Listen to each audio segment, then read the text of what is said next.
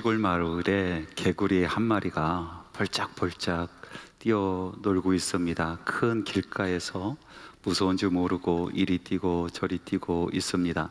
비가 온 뒤라서 땅은 지럽고 자동차들이 지나간 그 바퀴 자국이 깊이 피어져 있었습니다. 이 개구리가 그만 발을 헛디딘 바람에 깊은 수렁에 빠지게 된 거죠. 아무리 빠져나오려고 해도 나올 수가 없었습니다. 그 소문을 듣고 친구들이 몰려옵니다. 그리고 소리를 지릅니다. 조금만 더, 조금만 더 힘내, 조금만 더 힘내. 아무리 발버둥 쳐도 그 수렁에서 빠져나올 수가 없었습니다. 힘이 점점 빠져가고요. 그래서 개구리가 이야기합니다. 나는 이제 글렀어. 나는 이제 포기할 수밖에 없어. 그 소리를 듣고 시간이 지나자 친구들이 하나 둘씩 떠나갑니다. 그런데 그 다음날 아침이 되었는데 이 수렁에 빠졌었던 개구리가 환한 얼굴로 친구들에게 나타난 겁니다. 친구들이 깜짝 놀랐습니다. 야, 너 어떻게 된 거야? 거기서 어떻게 빠져나왔어? 너 포기한다고 했잖아. 그랬더니 이 개구리가 이야기합니다. 그래, 나 포기했었지. 그런데 멀리서 트럭 한 대가 막 달려오는 거야. 가만히 있다가는 죽을 것 같더라고. 그래서 죽기 살기로 내가 빠져나왔지 라고 이야기를 하더래요. 여러분, 죽기 살기로 덤비면 못할 것 없습니다. 살다 보면 우리에게 힘든 날이 옵니다. 육체적인 질고로 인해서 힘들어집니다. 이곳저곳 아프기도 하고요, 큰 병에 걸리기도 합니다. 또 우리의 마음의 질병도 있습니다. 우울증에 빠지기도 하고요, 그리고 공황장애를 앓기도 하고 번아웃 증후군을 앓기도 합니다. 너무나 힘든 세월을 보내게 됩니다. 물질적인 문제로, 재정의 문제로 깊은 수렁에 빠질 때도 있습니다. 아무리 빠져나오려고 해도 빠져나올 수가 없습니다. 점점 힘이 빠져가고, 그리고 절망스러운 그런 삶을 살게 됩니다. 소망 갖기가 어렵습니다. 죽음의 문턱에서 숨만 헐떡거리며 살아가는 사투를 벌이는 인생이 되어버립니다. 친구들은 이야기합니다. 힘 좀 내라고, 용기 좀 내라고. 그런데 어떻게 힘을 낼 수가 있겠습니까? 힘이 다 빠져버렸는데 어떻게 힘을 낼 수가 있어요? 용기가 나지 않는데 어떻게 용기를 낼 수 있겠습니까?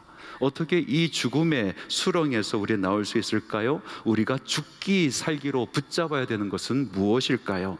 오늘 읽은 시편 30편의 이 말씀의 제목을 보니까 다윗의 시라고 적혀져 있습니다. 다윗이 죽음의 문턱까지 갔다가 살아나왔습니다. 그 죽음의 문턱이 육체적인 질병 때문이었는지, 아니면 정신적인 마음의 문제였는지, 아니면 다른 어떤 사건 때문이었는지 하나님의 말씀은 정확하게 표현하고 있지 않지만은 그때 상황이 얼마나 힘들었는지 다윗은 이렇게 고백하고 있습니다. 시편 30편 2절과 3절 말씀에 보니까 여호와 내 하나님이여, 내가 주께 부르짖음에 나를 고치셨나이다. 여호와여, 주께서 내 영혼을 스올에서 끌어내어 나를 살리사 무덤으로 내려가지 아니하게 하셨나이다. 내 영혼이 스올에 내려가는 그런 상태에 놓였다라는 겁니다. 스올이 무엇입니까? 죽은 자들이 내려가는 곳 아닙니까? 무덤에 내려가는 직전까지 내가 그 상황에 처해 있었다라는 겁니다. 너무나 힘든 상황이었다는 거죠. 죽음이 바로 앞에 있었다라는 것입니다. 그런데 이 시편의 말씀, 또 다른 제목이 있습니다. 뭐냐면 성전 낙성가입니다. 하나님의 사람들이 성전을 짓고 하나님 앞에 봉헌하여 올려드리며 함께 모여서 회중들이 이 성전에서 찬양했었던 찬양의 노래라는 것입니다. 다윗이라는 한 사람의 구원의 경험을 온 성도들이 함께 공감하면서 하나님께 찬양하고 하나님께 예배하는 노래였다라는 것입니다. 오늘 이 말씀이 우리에게도 공감되는 말씀이 될 줄로 믿습니다. 오늘 이 말씀을 통해서 수렁에 빠져 있는 것 같은 그런 인생의 소망을 다시 찾고 다시 살아나는 역사를 경험하기를 소망합니다. 그러면 다윗은 어떻게 이 죽음의 수렁 안에서 빠져나올 수 있었을까요? 다윗이 정말로 목숨을 걸고 죽자 살자로 붙잡은 것은 무엇입니까? 시편 30편의 말씀을 보니까 다윗이 부르짖고 하나님께서 구원하시고, 그리고 다윗이 온 성도들에게 우리 함께 감사하자, 우리 함께 찬양하자, 그렇게 호소를 하고 내가 형통했을 때 교만했었던 나의 마음을 다시 한번 고백하고, 그리고 다시 주님께 부르짖어 다시 하나님께 구원을 받았다라는 그 이야기를 찬송의 노래로 지어 부르는 것을 볼 수가 있습니다. 이 전체적인 흐름 속에서 다윗이 수렁에 빠져 있을 때에 부여잡은 것 세 가지가 드러나고 있습니다. 우리 하나님의 말씀을 같이 한번 읽어보겠습니다. 시편 30편 4절에서 5절 말씀입니다. 주의 성도들아, 여호와를 찬송하며 그의 거룩함을 기억하며 감사하라. 그의 노염은 잠깐이요 그의 은총은 평생이로다. 저녁에는 울음이 기들일지라도 아침에는 기쁨이 오리로다. 다윗이 스올에서 목숨 걸고 부여잡은 것은 찬송과 감사였다라고 이야기하면서 성도들에게 우리 함께 찬양하자, 우리 함께 감사하자라고 권면하고 있는 말씀인 것입니다. 그러면 먼저 다윗이 스올에서 부여잡았었던 이 찬양에 대해서 말씀을 나누겠습니다. 여러분, 고난과 시련 가운데서 가장 문제가 되는 것이 무엇입니까? 그것은 바로 우리 마음의 문이 닫히는 것에 있습니다. 우리의 마음이 꽁꽁 닫혀버립니다. 열 수가 없는 마음이 되어버립니다. 제일 먼저는 사람들에게 마음이 닫힙니다.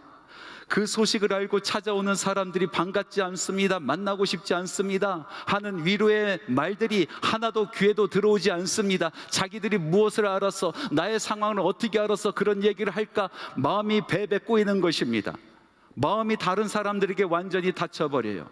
두 번째 닫히는 것은 자기 자신에게 나의 마음이 닫힌다는 것이에요.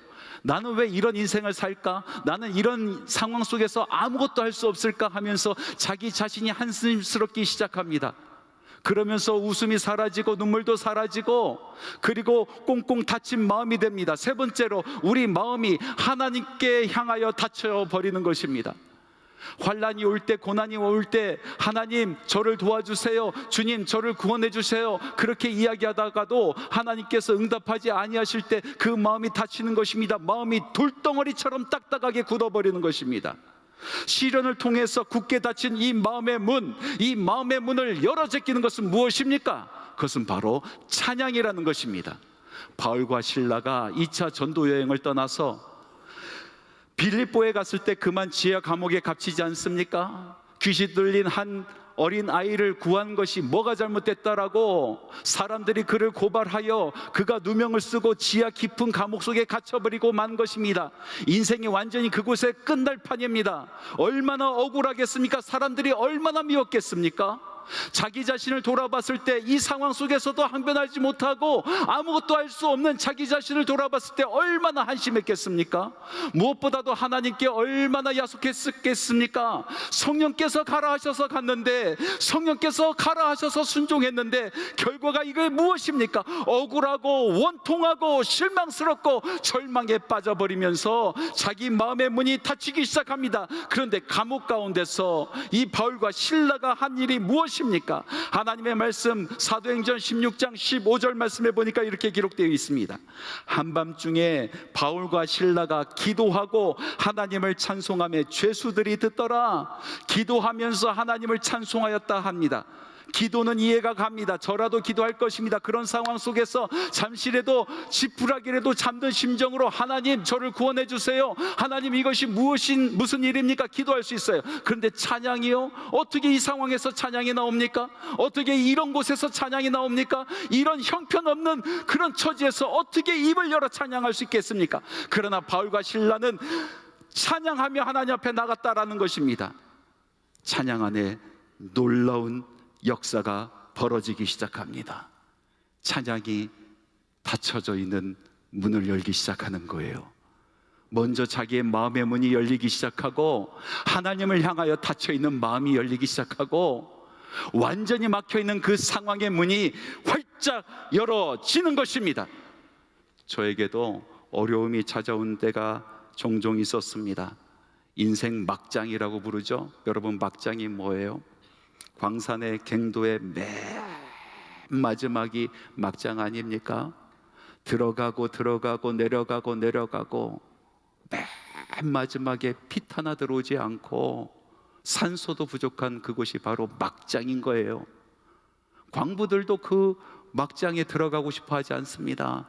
그러나 어쩔 수 없이 들어가는 사람들이 있어요. 오죽하면 그곳에 들어가겠습니까? 인생 막장이라 부릅니다. 저에게 인생 막장이 있었습니다. 더 이상 내려갈 곳도 없었어요. 빛이 들어오지 않습니다.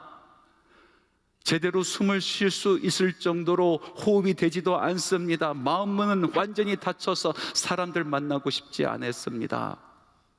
그런 상황에서, 인생 막장에서 제가 찾아간 곳은 텅 빈 교회당 바닥이었습니다. 차디찬 바닥, 딱딱한 바닥이었어요. 유일하게 저의 안식처가 되었습니다. 그러나 내 마음이 완전히 닫혀 있었기 때문에 기도가 나오지 않습니다. 눈물도 메마른 지 오래되었습니다. 기도하지 못하고 그냥 누워 있는 것입니다. 아무것도 하지 못하고 그냥 쭈그려 앉아 있는 것입니다. 그때 제 마음속에 찬양의 가사가 생각이 나기 시작합니다. 그래서 이런 찬양, 저런 찬양, 생각나는 찬양을 부르기 시작합니다.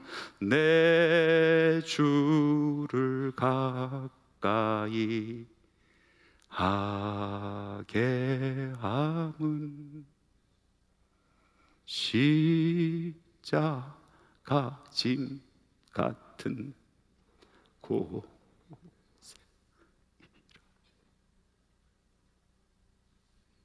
찬양을 부르는데요, 마음속에서 철커덩하고 문이 열리는 소리가 들리기 시작합니다.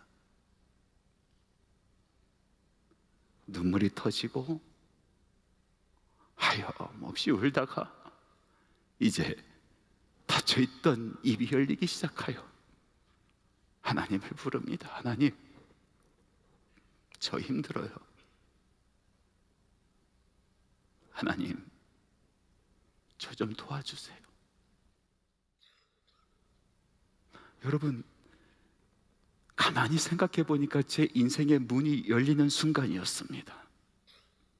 제 마음의 문이 열리기 시작하고, 하나님을 향하여 닫혀있는 내 마음의 문이 열리기 시작하고, 내 인생의 문이 열리는 순간이었습니다. 사랑하는 성도 여러분, 소홀에 갇혀있는 영혼이 부여잡은 것은 바로 찬양이었습니다. 목숨 걸고 부여잡은 것이 바로 찬양이었습니다. 찬양은 하나님께로 향한 닫혀있는 마음의 문이 열리게 하는 것입니다. 찬양은 내 스스로 닫은 나의 마음의 문을 열리게 하는 것입니다. 완전히 꽁꽁 묶어놓은 상황의 문을, 닫혀있는 그 문을 활짝 여는 것입니다. 여러분, 힘드십니까? 인생 막장에 있으십니까? 여러분의 영혼이 스올에 내려가는 것 같습니까? 여러분, 가장 먼저 해야 되는 것이 찬양으로 여러분의 마음을 여는 것입니다. 두 번째로 보니까 다윗이 스올에 갇혀 있을 때에 목숨 걸고 부여잡은 것은 바로 감사라는 것입니다. 그래서 다윗은 성도들에게 이렇게 권면하며 이야기합니다. 하나님의 거룩하심을 기억하며 감사하라. 하나님의 거룩하심을 기억하며 감사하라. 그러나 오늘날 우리 모습을 보면은 우리 마음속에 감사가 사라져 버리고 있습니다. 감사는 고사하고 불평과 원망이 가득합니다. 적으면 적은 대로 불평스럽고 많으면 많은 대로 불평합니다. 입에 불평과 원망을 달고 삽니다. 이제 어지간한 일은 기쁘지도 않아요. 기쁜 일이 있어도 감사할 수가 없어요. 왜 그렇게 됐을까요? 왜 우리의 심령이 이렇게 딱딱하게 굳었을까요? 성격 탓입니까? 아니면 세월 탓입니까? 아니면 환경 탓입니까? 하나님의 말씀은 우리 심령 가운데 감사가 사라진 이유에 대해서 명확하게 이야기하고 있습니다. 첫 번째로 우리 심령 가운데 감사가 사라진 것은 아담과 하와의 타락 이후로 모든 사람들의 심령이 부패했기 때문이다라고 말씀하고 계십니다. 로마서 1장 21절에 있는 말씀입니다. 하나님을 알되 하나님을 영화롭게 아니하며 감사하지도 아니하고 오히려 그 생각이 허망하여지며 미련한 마음이 어두워졌나니 하나님을 부정할 수가 없습니다. 믿지 않는 사람들도, 예수 믿지 않는 사람들도 하나님을 부정하지 않는 사람들이 많이 있습니다. 그러나 그 모든 영혼들이 하나님을 영화롭게 하지 아니합니다. 그리고 감사하지 아니한다라고 이야기하고 있습니다. 그 마음의 감사가 사라진 것은 우리가 부패한 심령을 가지고 있다라고 성경은 이야기하고 있는 것입니다. 두 번째로 우리가 감사하지 못하는 이유는 그것이 바로 말세의 징조이기 때문이다라고 말씀하고 계십니다. 디모데후서 3장 1절에서 2절 말씀해 보니까 말세에 고통하는 때가 이르러 사람들이 자기를 사랑하며 돈을 사랑하며 자랑하며 교만하며 빈박하며 부모를 거역하며 감사하지 아니하며 거룩하지 아니하며. 말세에 많은 징조들이 있습니다. 그 중에서 감사하지 아니한다라고 말씀하고 있는 것입니다. 멸망받는 그 심령들은 감사하지 아니한다라고 이야기합니다. 성경 말씀은 분명히 이야기하고 있습니다. 그것은 성격 탓도 아니요, 그것은 환경 때문도 아니요, 그것은 세월 때문도 아니요, 그 심령이 부패해져 가기 때문에 말세에 멸망받을 그런 심령이 되었기 때문이다라고 말씀하고 있는 것입니다. 하나님께서 아끼고 사랑하는 성도들이 이런 심령을 가지고 있는 것을 원치 아니하십니다. 그래서 말씀하여 주셨습니다. 범사에 감사하라. 이것이 그리스도 안에서 너희를 향하신 하나님의 뜻이니라. 우리 하나님께서 이토록 중요하게 감사에 대해서 강조하시는 이유가 무엇입니까? 하나님의 말씀에 감사, 헬라어로 보니까 유카리스테오, 또 히브리어로는 토다라는 단어를 쓰고 있는데 이 뜻은 무엇이냐면은 감사를 받으시는 그 대상을 신뢰한다, 그리고 인정한다라는 그런 마음이라는 것이에요. 감사는 하나님을 인정하는 마음이에요. 하나님을 신뢰하는 마음이 감사라는 것입니다. 그러므로 우리가 하나님께 감사한다라는 것은요, 하나님이 인정이 되는 거예요. 내 삶 가운데서 하나님이 여전히 신뢰가 되는 그 마음이 있을 때 하나님께 감사할 수 있다는 것입니다. 반대로 이야기하면은 우리가 하나님께 감사하지 못한다는 것은요, 하나님이 인정되지 않는 그런 마음의 상태를 갖고 있다는 겁니다. 하나님이 신뢰가 가지 않는다라는 그런 표현인 것입니다. 그러나 여러분, 감사는 우리 성도들에게 있어서 영혼의 명약이 되는 줄 믿습니다. 형통할 때, 모든 일이 잘 풀릴 때 우리 마음이 높아지지 않습니까? 우리 마음이 교만해지지 않습니까? 감사가 사라집니다. 하나님이 인정되지 않습니다. 이 모든 것이 내가 한 것처럼 여겨집니다. 하나님께서 한 것이다라고 인정되지 않는 것입니다.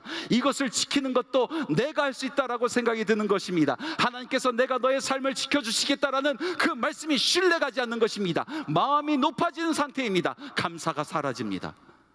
그러나 이렇게 성공할 때에, 평안할 때에, 모든 것이 다 이루어질 때에, 그때에 감사하기 시작하면요, 하나님이 인정되는 것입니다. 내가 지키는 것이 아니라 하나님께서 지켜주신다 고백하게 되는 것입니다. 여러분, 반대로 우리가 언제 감사를 잃어버립니까? 우리가 절망 중에 빠져 있을 때에, 고난 가운데 있을 때, 영혼이 낭망할 때 우리는 감사를 잃어버립니다. 감사할 수가 없는 거예요. 여러분, 그 마음은요, 하나님을 인정하지 않는 마음인 거예요. 하나님께서 나의 삶을 이렇게 만드셨는데 어떻게 나의 삶의 주인이 되시는가? 하나님이 인정되지 않아요. 하나님께서 하시는 그 말씀, 내가 너로 하여금 큰 일을 이루어 주리라 라고 말씀하신 그 말씀이 신뢰가 가지 않는 겁니다. 그래서 감사할 수가 없는 것입니다. 그렇게 낭망하고 절망할 때, 의도적으로 모든 상황 가운데서 모든 일을 감사할 때에, 그때 비로소 하나님이 인정이 되는 거예요.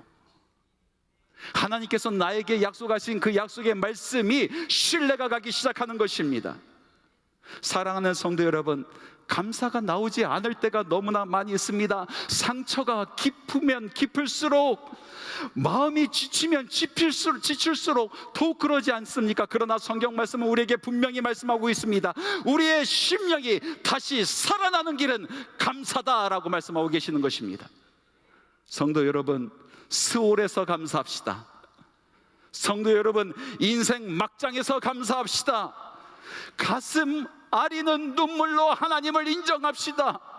하나님께서 우리에게 주신 그 말씀을 사모하고 그 말씀을 끝까지 신뢰합시다. 이렇게 감사함으로 하나님 앞에 나아가 감사를 부여잡고 살아가는 그 인생, 하나님께서 반드시 세우십니다. 그 영혼을 반드시 수월에서 건져내어 주실 것입니다. 마지막으로 말씀을 보니까 수월에 갇혀있는 이 다윗이 목숨 걸고 부여잡은 것은 기도라는 것이었습니다. 하나님의 말씀 같이 읽겠습니다. 시편 30편 8절에서 9절 말씀입니다. 여호와여, 내가 주께 부르짖고 여호와께 간구하기를 내가 무덤에 내려갈 때에 나의 피가 무슨 유익이 있으리요? 진토가 어떻게 주를 찬송하며 주의 진리를 선포하리이까? 여호와여, 들으시고 내게 은혜를 베푸소서. 여호와여, 나를 돕는 자가 되소서 하였나이다. 다윗이 스올에 내려가는 그 고난 가운데 한 기도였다. 나는 그 상황에서 이렇게 기도하였다라고 성도들에게 이야기해주고 있는데, 이 기도의 내용을 가만히 보니까 하나도 고상하지 않아요. 마치 어린아이가 아버지에게 떼를 쓰고 있는 것 같은 그런 기도입니다. 내용은 간단합니다. 살려달라는 거예요.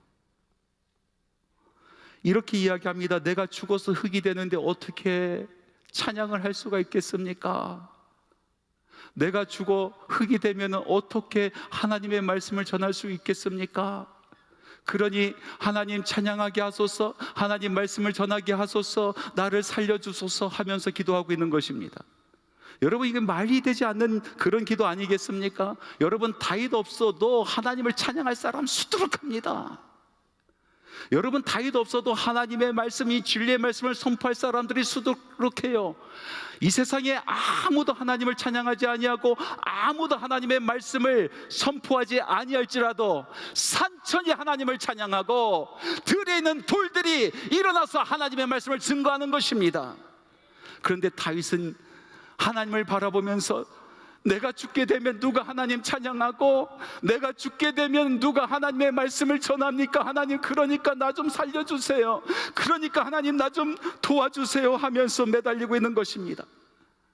하나님의 사랑받는 자, 영성의 대가의 기도치고는 너무나도 날 것 같은 그런 기도입니다. 그러나 여러분, 하나님 앞에서 가장 귀한 기도는 무엇입니까? 바로 솔직한 기도인 줄 믿습니다. 숨김없는 마음을 하나님께 올려드리는 것이 하나님께서 가장 기뻐하시는 기도인 줄 믿습니다. 아프면 아프다 하고, 슬프면 슬프다 하고, 살고 싶으면 살고 싶다 하고, 그렇게 하나님 앞에 나가는 것, 하나님 앞에서는 적어도 마음에 거짓이 없게 나가는 것, 그것이 하나님께서 가장 고상하게 받으시는 기도인 줄 믿습니다. 하나님께서 들으시는 기도인 줄 믿습니다. 야복강에서 야곱이 천사를 붙들고 씨름하지 않습니까? 자신의 가족을 다 건너가게 하고 자기가 벌었던 모든 재물을 강물 건너가게 하고, 자기는 야복강 나루에 주저앉아 있습니다. 갈 곳도 없습니다. 찾을 것도 없습니다. 인생의 막장에 서 있는 것입니다. 그곳에서 하나님께서 보내주신 천사를 붙듭니다. 그리고 이 천사에게 간구하며 기도하는 것이 무엇입니까?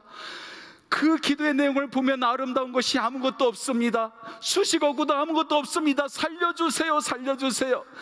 하나님의 복 없이는 나는 살 수 없으니 나에게 복을 빌어주세요. 그 복 없이는 내가 살 수 없으니 복 빌어줄 때까지 이 손 놓지 않겠습니다. 바로 그것이 야곱이 야곱나루에서 하나님을 만나고 천사를 붙들고 했었던 기도 아니겠습니까? 인간적인, 너무나도 인간적인 그 기도에 하나님을 감동하십니다. 하나님은 그 기도를 들어주시는 것입니다. 여러분, 혼자 남겨져 있습니까? 여러분, 수월에 그곳에 빠져 있습니까? 무덤 앞에 서 계십니까? 인생 막장에 서 계십니까? 다윗이 목숨 다해 붙들었던 것처럼 여러분, 주님을 사모하며 붙들으시기 바랍니다. 여러분의 마음을 토하시기 바랍니다. 주님, 살려주세요. 주님, 나를 구해주세요. 주님, 한 번만 더 기회를 주세요. 이렇게 하나님 앞에 다가가시기 바랍니다. 우리 하나님은 생명이 붙어 있는 한, 꺾여 있는 그 갈대도 꺾지 아니하신다 하십니다. 그 불씨가 살아있는 한 꺼져가는 심지도 끄지 아니하시는 하나님이십니다. 아니요, 우리 하나님께서는요, 상한 갈대도 세우셔서 온몸 비틀며 찬양하게 하시는 분이십니다. 우리 하나님께서는요, 꺼져가는 그 불길을 살리셔서 생명의 불길로, 성령의 불길로 온 천하를 덮으시는 분이십니다. 믿으시기 바랍니다. 하나님 앞에 나아가시기 바랍니다. 매달리시기 바랍니다. 여러분의 마음을 토하시기 바랍니다. 서울까지 내려갔었던 다윗, 전심으로 하나님께 매달렸습니다. 그는 전심을 다하여 찬양하였고요, 전심을 다하여 감사했고요, 전심을 다하여 기도했습니다. 그리고 마침내 하나님께서 그를 스올에서 건져내어 주실 때에 찬양합니다. 이렇게 찬양합니다. 주께서 나의 슬픔이 변하여 내게 춤이 되게 하시며 나의 베옷을 벗기시고 기쁨으로 띄우셨나이다. 할렐루야. 여러분 환난 가운데, 시험 가운데 전심으로 주님을 찾으시기 바랍니다. 주님을 붙드시기 바랍니다. 찬양하십시오. 감사하십시오. 기도하십시오. 목숨 걸고 붙드십시오. 여러분의 슬픔이 춤으로 바뀔 줄 믿습니다. 여러분이 입고 계시는 이 베옷을 벗기시고 우리 하나님께서 기쁨의 띠를 여러분들에게 채워주실 줄 믿습니다.